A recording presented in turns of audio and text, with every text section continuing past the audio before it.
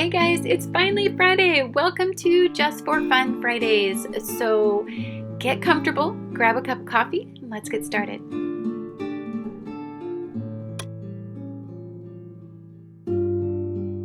Hi guys, this is Annette with Sun to Shine Astrology and Tarot, and welcome to another unboxing. We have the True Heart Intuitive Tarot with Rachel True. And this is a picture of her. So she is an American actress who appeared in many hits cult films such as The Craft, Half Baked, Nowhere. She was nominated for an NAACP award for her work on a TV show, Half and Half. And I'm just really excited to kind of take a look at this. It's cool that like a girl who played a witch in The Craft, which I love The Craft, actually is very intuitive. But it is 78, it's a 78 tarot deck, all of them fully illustrated, so not pip cards, which is important because I hate pip cards. And she says, my tarot decks are among the closest of my best forever friends. I am a lifelong practitioner and part of a movement committed to demystifying and destigmatizing the esoteric studies. The tarot tells the story of humanity, giving you insight to yourself by helping you clarify the now and make better choices for the future. So peep. I'm a box nut, so if you're not, this isn't going to matter to you, but I am. And I hate her box. It's chintzy. Who is it's this publishing company. The, what is it? Houghton and Mifflin Harcourt Publishing Company. Okay, so it looks like the, package was designed by Raphael, which I like the package design, I do. And the illustrations are by Stephanie Singleton, so they're not done by Rachel True, so she must be like the inspiration behind the deck. The box is just terrible. First of all, it's a split box. I know a lot of people hate them. I don't care as long as I'm going to show you what I hate about this box. Okay, look how chintzy this is. Like, it's just, I don't know, I don't like it. And you have to kind of turn these over to get them out. And look, I've only opened it a couple times. It's already coming apart. It's a chintzy box. So what I might have to do is get a tin designed for it and just chuck the box. And I hate that because then I can't have the book and the box together. That means I have a ton of books on my shelves. But so that's a pitfall. The book is amazing. There's a lot of information here. How many pages are there? There is 200 and it looks like 7 pages, right? So I'll kind of dive into the book just a teeny bit. I don't like to spend a lot of time doing that because whenever I watch them, I feel like they spend way too much time in the book when you could just buy it. Figure it out yourself. So it looks like Carl Jung and Nikola Tesla is inspiration. So we can predict the future when we know how the present moment evolved from the past. And if you want to that's by Carl Jung. And if you want to understand the secrets of the universe, think of it in terms of energy, frequency, and vibration. Totally relate to that. And that's by Nikola Tesla. And it's a really nice book. Great quality book, by the way. And so she talks about, looks like her acting career a little bit, tapping into your intuition, her backstory, choosing the deck. I keep notebooks like crazy. Let's see. She talks about the 4 suits. So I feel like cups, it's kind of standard. Cups, wands is, so she works in energy terms, which is why I kind of got it. So cups is water, emotions, and feelings. Wands is, it's fire, energy, and desires. Swords is air, mind, and intellect. And discs is earth, outer life, and possessions. That's a little more interesting.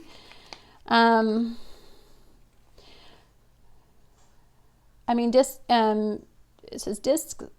It's the instinct, finances, money, tangible things, abundance, security, work, and career. Discs are the only suit that represents the external physical world and tangible, attainable things to it.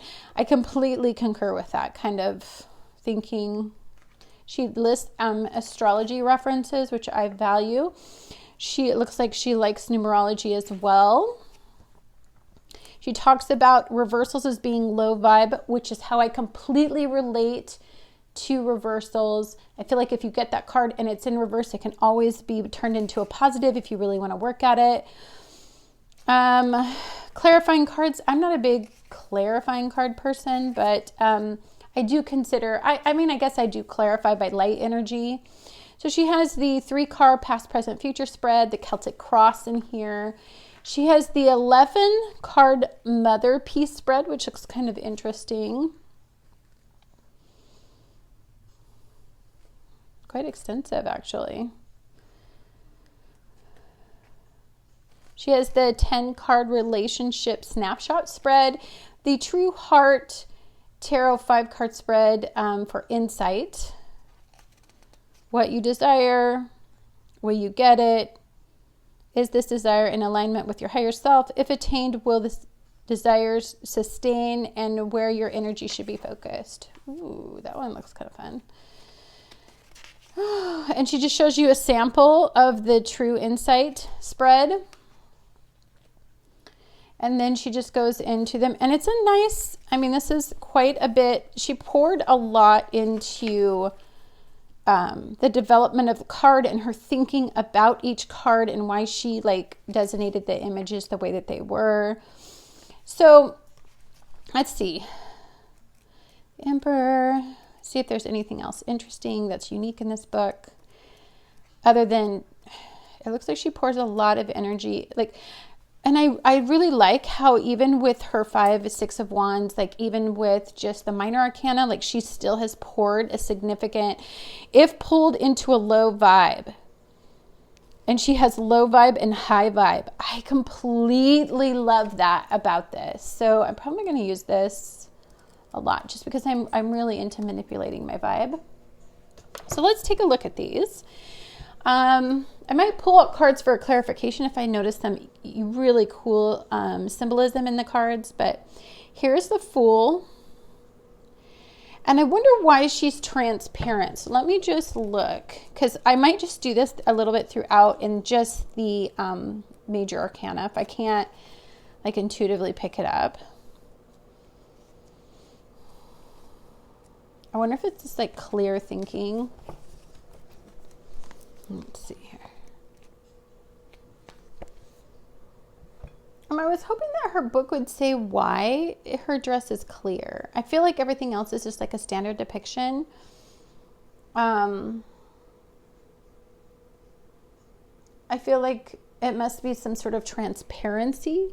That's the only thing I can pick up from it is foolish intent and transparency is kind of overly optimistic. Maybe that's why she chose it to be but I'll take a look at the book further and dive a little more into that. She has the Magician here. And we have all the elements. We have the Wand, the Cup, the Swords, and Wands, Cup, Swords. And this must be the material realm. And then she's the Magician wielding it, of course. But I love the planetary energy behind her. So it's cosmic energy. She has the High Priestess here sitting on the moon. She has her scroll. She has air and fire represented. So all 4 elements represented on this. But if you can see this light coming down, sorry, my bad. If you can see this light coming down, it's from source because she's super duper intuitive. The High Priestess gets their information from spirit, gets their downloads from spirit, but also has a foot in the tangible realm as well. She put the pomegranates on there, so that's good. She's got the sun and the moon depicted up here. I did it backwards. The moon and the sun. Sorry. I've been shooting like for hours. So I try to shoot all at once for the week. And then we have the Empress here, Mother Earth depicted. She's got the little Venus sign right here. Really pretty. So there's a lot of diversity in this deck. There's male and females represented. I could not ask for more. It's a very current-minded deck, not old and traditional. We have the Emperor with the ram head on there, depicting, I like that eye. All-seeing eye.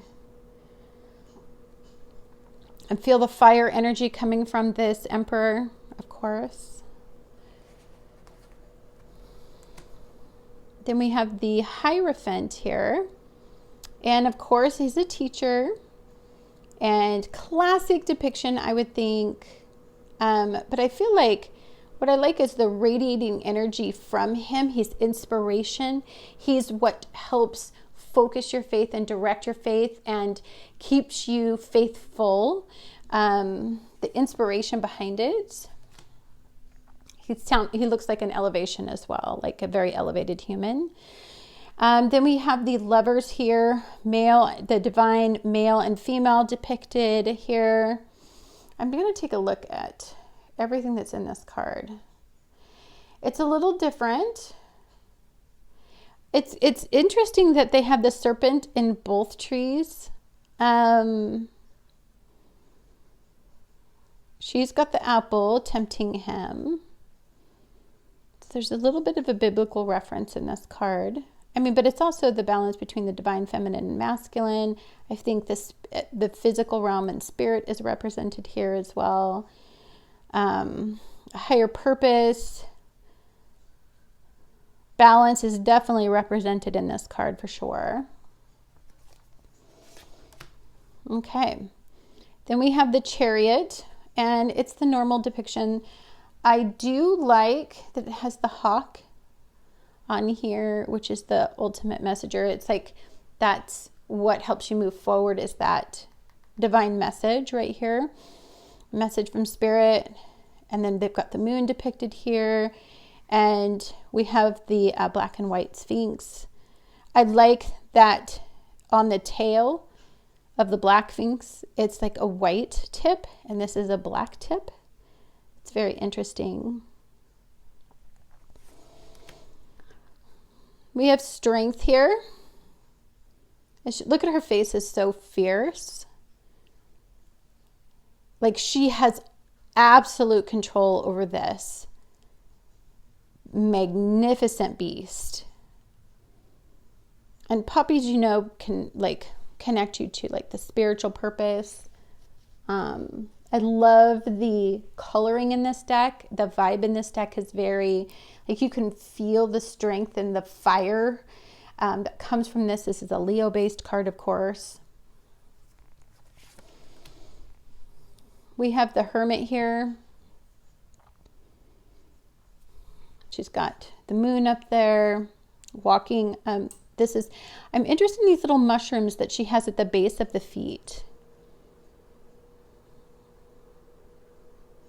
Because you have to have like just the right conditions for growth for mushrooms. So I'm just very interested in that. But also I feel like, I wonder what these little, like, are those crystals? For like a clearing. That's kind of what I get from that one. We have the wheel here. And we have all the astrological constellations plus all the signs here. Let's see if she had the elements on here. Nope. She has the hawk, and I want to say that's a serpent. Representing the ups and the downs of it. It's like temptation down here, but a message from spirit up here. So like I like the up and down. Like we do dip, kind of like tempting, veering off course, and then we go up to like our authentic purpose again. We're always tempted to go in either direction. Okay, we have Justice, Lady Justice. Interesting depiction, right? of her hands bound to being in balance. She's got the sun depicted here and the moon here. Oh, her hands aren't bound. She's holding them up over her head. So this is consciousness. Like anything that goes over your head is consciousness. Anything below is the subconscious. So I feel like it's maintaining and keeping in balance your thoughts, your perspectives, the way that you look at things. It's, the balance between, what your soul desires and what you emotionally need and want. And there's a lot on this. Of course, it's an air-based energy. It's really pretty. Okay. We have the Hanged Man, and the Hanged Man is just like hanging upside down. Here's something that I think is really amazing about this. We have all this activity up in the consciousness, right? And I feel like I'm trying to see what all these little animals represent. All this activity up here and abundance. This is the physical realm, right? The growth that we attain in the physical realm starts at the root. Starts at your root. And so when you hang upside down or when you dip into the subconscious mind, you are getting to the heart or the root of the matter. Oops, my bad. I didn't show you guys the back of the deck. What am I even thinking here? So that's very pretty. Cardstock is, I wouldn't say the greatest. This probably is going to chip very easily, just an FYI. Such great cards. It's such a shame that the quality isn't a little bit better. But I mean, I'm so thankful to have it that it's just like, I guess you got to put up with the quality issues. But we have the Death. Oh, that's a powerful card, right? This is foundation and structure of our human body. This is like pulling us back. This is so her skin is the external projection, right? And it's representing the internal and the external plate, right? The control that this experience has over this human being. Whoa, that is like insane. It's really beautiful. Can't wait to read what that's all about. And then we have the Temperance card here. It's the classic, this is fire. Got 1 foot in water, 1 foot on land, normal depiction. We've got the illumination. Usually there's a little volcano there, but this is the illumination of this, looks like this tower over here. Very interesting. And Temperance is always just about balance. It's about keeping you in balance. So it's like work-life balance. It's like you're physically working all the time, but rest equally. This is like you drink coffee, but you have to drink some water to balance out the fact that you've just depleted your body of. It's a diuretic. Stuff like that. It's like the balance between that. Ooh, we have the Devil card here. God, these are such interesting cards. I feel like I want to pull out the Death and the Devil just because the depictions are so interesting. Here, I'm going to do that. And we'll take a look at those. And the Tower card is so beautiful. Classic depiction. I feel like, everything starts from the foundation it's built on. And when this event happens, this shocking realization, I like the eye is depicted here, and this realization happens and this storm happens in this person's life, it shakes this foundation, but how strong is that foundation? Can it sustain this event, I feel like, okay, then we have the Star card. Beautiful depiction, very standard. If anybody knows anything about the Star card, whenever a Star card comes up in my reading, that means you guys get a wish. But you guys get a cosmic wish. You're connected to spirit in this. And again, it's that foot in the water, foot on land type of depiction. I really love the moon card in this deck. Here's the subconscious mind. Here is the sacred geometry. Here's the moon. Understanding that the events that take place between consciousness and subconscious mind, you know, is sacred and divinely guided. But the other thing that I think of when I see this card is it's another card of balance. It's another card of illumination, of reality checks, of places where we create illusions, where hope does stem from, but where the illusion goes to delusion, I guess, is like some of the wording I want to use. We have the Sun card. It's a beautiful Sun card. Lots of energy, lots of forward thinking in this card. I mean, this is the authentic self, the authentic voice. I mean, this is like when you're living this kind of life, you're omitting like what your soul's divine purpose was. And it's just, there's so much growth and activity and fire and passion in this card. And then we have Judgment. Look at all these people.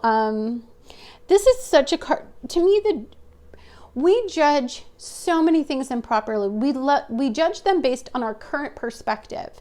And your current perspective is constantly always evolving. And I think it's unfortunate that we base so many important life-altering decisions based on our, like, it's like, you know, when you get married when you're 19 and the only reason that you get married for is because you're just crazy about the person and you're attracted to them and you just can't get enough of them. You guys didn't talk about religious belief systems, parenting styles, finances. You didn't talk about do you like a lavish lifestyle? Do you like a minimalistic lifestyle? What are your political point of views? Like, none of that's discussed because your perspective at that point is very shallow. And as you grow, your perspective changes. And I feel like that's what's released up into the air. And for those of you that have made the correct judgments, there's like a blessing in here. Ooh, is there something on this card? No, there is, kind of. Oh, it can come off. Oh, okay. Oh, but it damaged the card. Dang it. I have to send it back because, dang, I can't handle that. Whatever it was stuck to the card. Okay. We have the World card here. It's absolutely stunning. All of the elements are represented in here, right here on this side. It's a classic depiction with all of the symbols on it. It suggests an ending, a culmination. Okay, so then we have the Ace of Cups here. We have the Two of Cups. Very pretty. We have the Three of Cups. The Four of Cups is interesting. This eye up here, I'm wondering what that's all about. So I might keep this one out just to read about it a little bit. Because look at, he's putting the cup over this like romantic gesture or this opportunity. So let's just take a look at that. We've got the Five of Cups, and you can definitely feel the turmoil. This person's going through a lot of pain. And the full cups are behind her, depicted well. We have the Six of Cups here. I love all the butterflies. We've got the Seven of Cups. That's so beautiful. Wow. It would be very confusing with all that beauty around me, that's for sure. And you can see that it's just, she's like in the ocean. So she's submerged in the emotions. We have the Eight with Jupiter depicted over here. This journey toward this something better, something more emotionally abundant than what this person currently has. Okay, we have the Nine of Cups. That's my wish card for emotional fulfillment. This is the Ten of Cups. Completely beautiful. We have the Prince of Cups. So they don't have pages in here. They have the Prince and Princess. And I like that. Or that was the princess. My bad. That was the princess. This is the prince. I love all the tendrils. Look at that. Wait a minute. Oh, no. This comes relevant later. I'm going to show you. Here is the Queen of Cups. And see, look at the King of Cups right here. That's why. I looked through them just the other day. Okay, then we have the Ace of Discs, which is all pentacles. And look, you can see the earth symbol on there. We have the Two of Discs, balance on a tightrope, swaying. And I like how this is, you know, what you're turning your back to, what you're not dealing with, and what you're dealing with. But they're meeting in the middle, which I find kind of interesting. And this could be subconscious consciousness. It's kind of interesting. I could go to town on that card. We have the Three of Discs.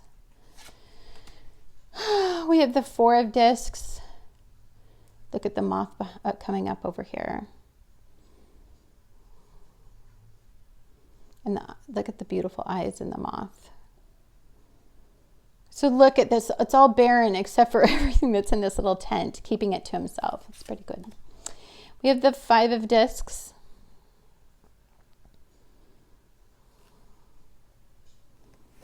And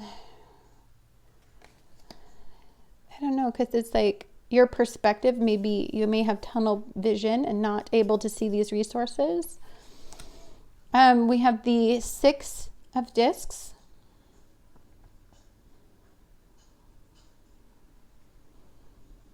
Aw. We have the Seven of Discs. That's very intense. Growth, but she's pregnant. Wow, I just wonder if miscarriage, this looks like kind of like a miscarriage, and I'm just so interested because there's two different color shoes here. This is like lost hope in this particular one. This one didn't grow, or this one grew and the other ones didn't. Opportunities. Oh, so some of these didn't grow. Okay, I get it. Some of these didn't grow and this one did. That's the pregnancy. Okay, figured it out.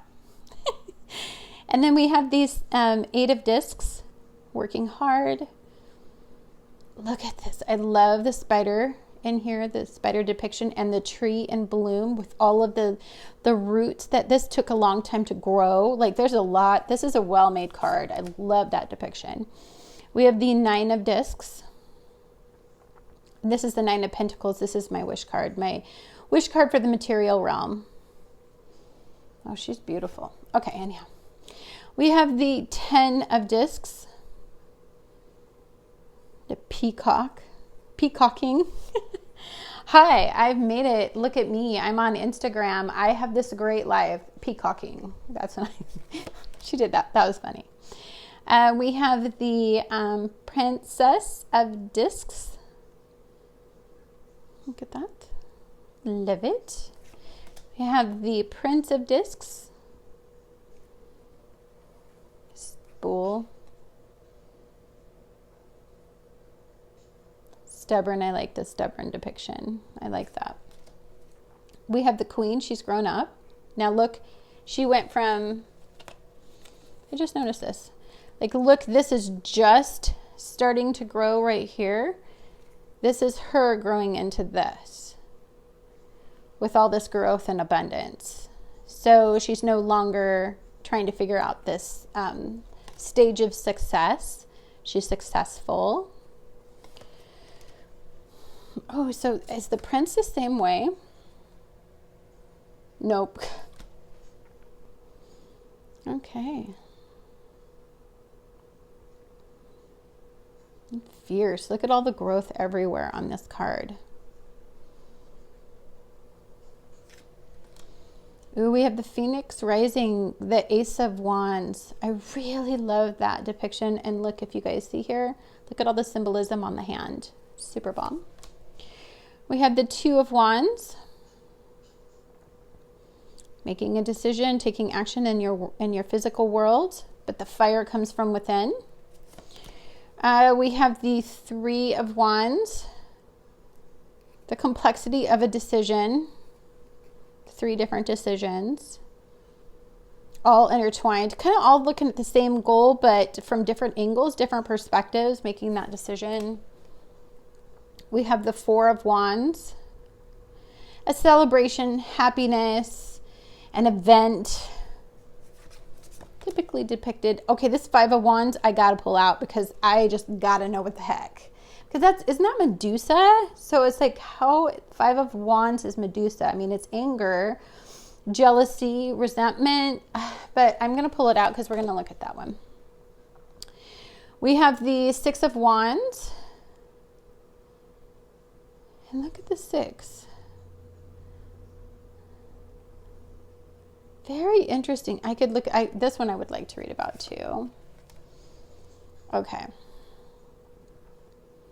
So we have the Seven of Wands, fire in the background.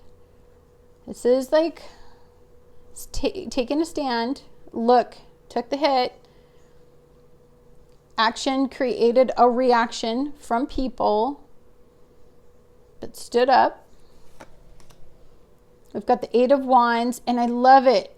Activating all different parts of the brain, the movement, the activation, this is also manifestation. This shows like what you want to manifest from. It all starts in the mind. Even though you're creating you're making an action, it actually resonates from the mind. And focus, it shows focus as well. We have the Nine of Wands. Shows the many stages, the many transitions, the many chapters to get to the Nine of Wands, the many moons, the many cycles, you know. We have the Ten of Wands. This is very interesting. I'll definitely have to read about that one because, well, let's just put that one there. Let's see what they say. We have the Princess of Wands. Very fierce looking, right? We have the Prince of Wands literally on the Phoenix, rising up out of the ashes. Like, it is that charge energy. That is like that passion, that spirit, that drive, that ambition, you know? We have the Queen of Wands. Many, many actions it took for her to get here, to have this level of elevation, to be that confident, to be that secure. Took a lot of action, commitment to, as well as the King of Wands. Very sexually oriented. I feel like a lot of sex and passion, and I like the lions in the background. Then we have the Ace of Swords. We have the Two of Swords. Oh, I like this. See, this is night and day. Depending on the luminary, right? Things look different between the day and the night. Sometimes that suggests a cycle too, of like waiting and thinking about it and looking at it from a different perspective. Weighing out the 2 different perspectives come to mind in this card. We have the Three of Swords. Being bound, I see being bound to this heartbreaking event. You seem to still be very focused on the event, that so much so that it's all you think about. That's pretty intense. We have the Four of Swords here. This is getting peace over your mind. You're meditating, you're calming your mind, you're focusing your thoughts, you're taking the time to do that, the discipline to do that. Because there's nothing here. This is clearing and like focusing, grounding your thoughts in reality, present thoughts, like making your mind go to present, gratitude and appreciation for you, that moment. You should probably meditate. And here's the Five of Swords. So much you have witnessed and seen, so much you're unsure of. Maybe this is a trust issue card. Like, I feel no trust in this card because you can't unsee something, you know? We have the Six of Swords here. It's a release from this turbulent situation. It's making the decision. It's setting yourself free. It's moving forward. We have the Seven of Swords here. Ooh, shifty, shifty. We've got the foxes represented. We've got the broken promise. We've got, hey, I'll tell you something you want to hear, but I'm technically lying. Ulterior motives, hidden agendas represented in this card really, really well. Wow, this is a great deck. This is the Eight of Swords. Bound. Her hair binds her from freeing herself. From the Six moment. So let's go back to the Six. I'll show you the Six. Oh, where's the Six? Right here. Look at the difference between the Six. She's free. Look at the Eight moment. Her hair tendrils bind her to this. There is no growth that can be attained because she can't break free from it. She won't let go in her thoughts. That's pretty cool. Oh, Nine of Swords, look. The fear, the inner turmoil, the darkest thoughts, the deepest thoughts that you could have. Oh, she can't sleep, anxiety, depression is all represented in this. Like, it's cloudy, it's foggy, it's clogged, it's congested in the mind with all this negativity. And look at the utter submission in this card. It's a full moon. It's the closure of a cycle. She's returning to the earth. You know, it's that moment where you get the realization that you have lost. There's no hope in that situation. You cannot manifest that. And it's the submission to letting that go. You did not win, you know. We have the Princess of Swords. Looks like she's going to school to me, personally. An intellectual pursuit. We have the Prince of Swords. I always see, when I see like a little like page or something of that, I always think they just know it all, but they don't know anything. And they do learn through life experience, but they're bold. They're too bold with their words and their thoughts, and they kind of like get burned a few times and figure it out.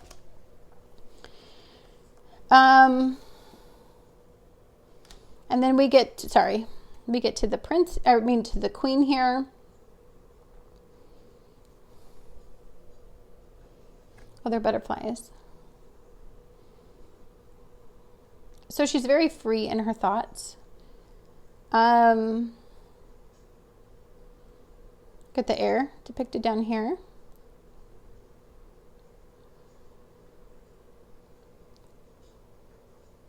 She's very confident.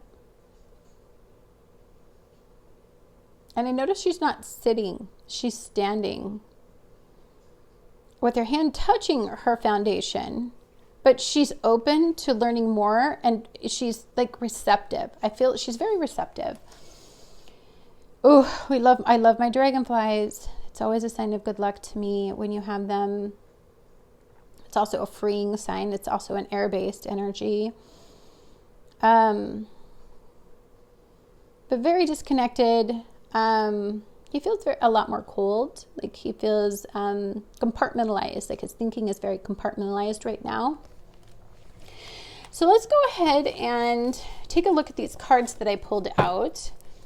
And let's see what they all mean, because I'm very interested in what they have to say. Okay, guys, let's see. Does that all fit into the shot? Yeah, let's do this.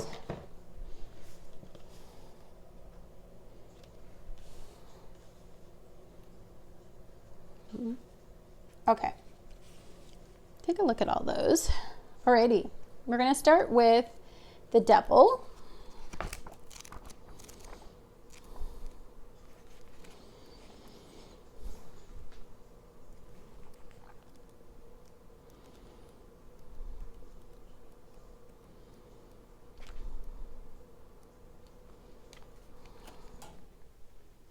Okay, so let's take a look here at the Devil card and see if she can give us an idea why she chose the imagery she chose, because I'm very interested. So a goat-faced man appears on a bright blue day. He lords over the dark space filled with the earthly remains of humanity and symbolizes a loss of spiritual connection. Sorry, I was trying to look at this to make sure. Okay. In the foreground kneel the lovers, a direct link to the sixth card of the tarot, where once they had true love, now innocence of their union is lost. They left the garden, indulged in some vices, and picked up a few bad habits. Just want to make sure it's still in focus. Change bound this pair together, keeping them codependent and attached to their addictions. They must examine what's working and what's lowering their vibe before they are kicked out of paradise again. Facing things we've chained ourselves to, some which are dragging us down, is never easy, but is strongly advised. If you pull the Devil card, take it as a sign you're playing with fire. This is super interesting. I love that. Okay, so let's take a look at the Death card. See, her book is amazing. Okay, let's take a look and see why she chose this imagery. Which, just to be honest, when I'm shooting this, it's Scorpio season, so these are great cards for Scorpio season. If they speak to you, let me know. And the Death card represents the clearing away of people, places, things, and ideologies that no longer serve you. That's a hard word for me to say. Sorry about that. Release, which is out of alignment, and transform. Generally, the most feared card in the tarot, it is really misunderstood. The Death card represents more the death of ego or the death of your older self than actual death. Rebirth and transformation are the main themes. Changes currently underway will ultimately remove obstacles in the path of your personal growth. Death claws away at its own decay, revealing new life underneath. This transformation is an eternal process. For some, the Death card brings a welcome relief. There's a well-lit path away from a past place of sadness and loss. Clarity is here. This may require actively deciding to move out of denial and mourning. For some, a period of anxious mental exhaustion has come to an end. If you feel stuck, the Death card signals a new life is quite close. I really like that. Kind of reminds me a little bit of the Day of the Dead. I don't know why. So let's take a look at Four of Cups here.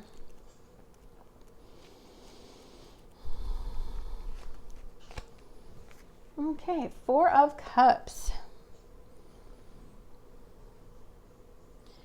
To build more stable foundation, your personal need for space should take precedence.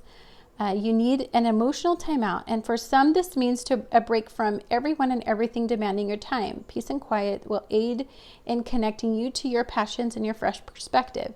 If you already have had a period of withdrawal or self-protection, this card may be telling you that it's time to reconnect with the world at large. Some may give or receive an offer of friendship or love that's met with little interest. Don't take it personally if you are rejected. If the shoe is on the other foot, let the wearer down easy. In relationship dynamics, a need for space and redefining boundaries may be present. Distant and aloofness can cause partners to feel left out or taken for granted. You can need space, but still love somebody. It doesn't mean that that dynamic is over for good. All healthy relationships have ups and downs. Use this time to figure out what the goal is, then reconnect if things have not run their course. That's interesting. Some may be ready to offer their cup of love after a dormant period. In the professional life, block out distractions and focus on projects at hand. You may be working alone to find that boredom with the daily grind has set in. You're building your future, so stay on task and out of office politics. Must be why they're like, see, like putting the cup over this love, this romance opportunity. Time out. like that. That's a good depiction. Ooh, Five of Wands is going to be fun, guys. Let's see what the Five of Wands is. Okay. Medusa's hair. See what this says. It says, friendly competition and competitive play will help you grow. Competition may sound negative, but this is a time for being around equally qualified, creative, and talented people who spur you on to greater heights. Having someone who pushes you is good for you, whether you're athletes or Mozart. A rapid fire exchange. I'm just trying to make sure that I keep putting it too close. Sorry. A rapid fire exchange of ideas creates active energy propelling you forward. In relationship dynamics, a fun, feisty, sexy energy may be felt. Passion can easily dissolve into discord if words and tone are not considered. Be aware of the communication style. If you've met someone new, get all the facts. Occasionally, the Five of Wands can mean that both parties are playing the field, the professional or the personal life, when a light bulb moment is present. Don't put it all on hold. It's out there in the ether, and someone might claim it for their own if you don't. Challenging dynamics can bring them down. Focus on your gifts. So these must just be all the things that are tempting you, all the things you're dealing with, all the energy.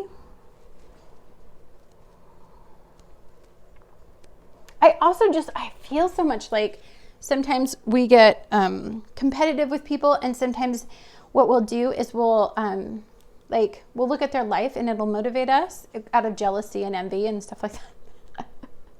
And then we have the Ten of Wands. I'm hoping that she says, why did you pick the beetle? Or is it the moth? I can't. It drives me bananas when they don't tell me why. Okay, finally, bringing projects to fruition and rewarding, but can make you feel like the weight of the world is on your shoulders. Set down any loads that aren't yours to carry. If you've recently completed a major endeavor, it's time to rest and rejuvenate. If not, stay the course and you will see the hard work pay off. Dynamics may be culminating. Take a look at what's ready for harvest and what never bloomed. And this is the final push for a deep connection. It doesn't say, but I feel like if you look at it,